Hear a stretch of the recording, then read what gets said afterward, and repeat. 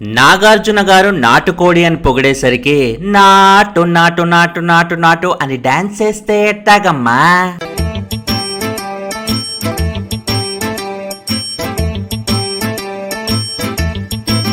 ఇది నాటుకోడిరా, ఈ ఒక్క దాన్ని పెట్టుకొని సీజన్ హిట్ చేయొచ్చు పో అని బిగ్ బాస్ వాళ్ళు చాలా కాన్ఫిడెంట్ గా ఫస్ట్ వీకెండ్ ఎపిసోడ్ లో మా దేవత నువ్వేనమ్మా మా కోసం పుట్టావమ్మా అంటూ సోనియాకి పూజలు చేసిండ్రు.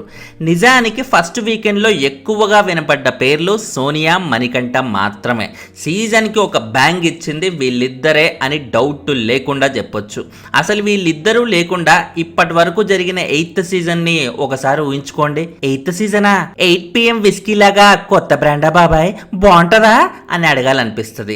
సో ఆ లెవెల్లో సీజన్ ని లేపిన సోనియాని 1-2 తప్పులు ఉన్నా కూడా ఊకబోయ్ మడిసన్నాక మాత్రం కళాపోసన ఉండదేంట్రా, కాబట్టి అవన్నీ మడిసెట్టుకోండి అంటూ మొన్నటి వీకెండ్ ఎపిసోడ్ సాగింది. ఇక నాగార్జున గారి పూలమాల, ఫ్లాప్ జోన్ లో తను లేదనే వరమాల, ఇలా అన్ని కలిసొచ్చి అమ్మాయి గారి కాన్ఫిడెన్స్ రెసిడెన్స్ దాటి రేక్కాయ చెట్టెక్కింది. అలా ఎక్కి విష్ణుప్రియని ఫ్యామిలీ గురించి, డ్రెస్ సెన్స్ గురించి బుల్లెట్లు పేలుస్తూనే ఉంది. కానీ అవి బుల్లెట్లు కావు, సోనియానే వేసుకోవాల్సిన టాబ్లెట్లు అని తెలుసుకోలేకపోయింది పాపం. బలి బలి బలిరా బలి అని నాగార్జున గారు బాహుబలేమో అనుకుని ఇచ్చిన ఎలివేషన్ ని సోనియా మటుకు బాహుబాలేదని సింపుల్ గా బలి మాత్రమే అయ్యింది.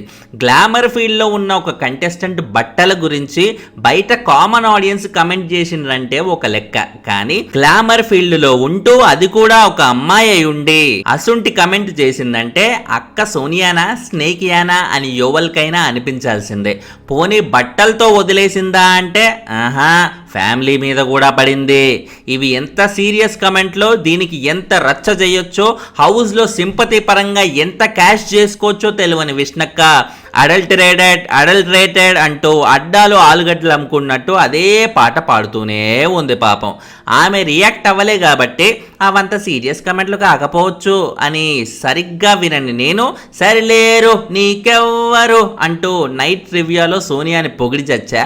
మీ అందరూ అక్షింతలు వేశాక ఇలా రిపేర్లు చేసుకోవడానికి వచ్చా. ఫైనల్ గా సోనియా హద్దు దాటి చేసిన కమెంట్లకి నాగార్జున గారు వీకెండ్ లో అయినా ఒక గుద్దుతాడా, లేదా గుడ్డు తిని బజ్జో పాప నేను జోలపాట పాడతాగా అని ఎప్పట్లాగే రియాక్ట్ అవుతారా అనేది చూడాలి. కానీ ఈసారి కూడా నాగమామ సోనియాని ఎంకరేజ్ చేసిండంటే నీ యాంకమ్మ అంటూ కామన్ ఆడియన్స్ కొడవళ్ళు పట్టుకొని మరి అన్నపూర్ణకి అన్నం కూడా తినకుండా బయలుదేరతారు. చూసుకోరి మళ్ళా. This is funny.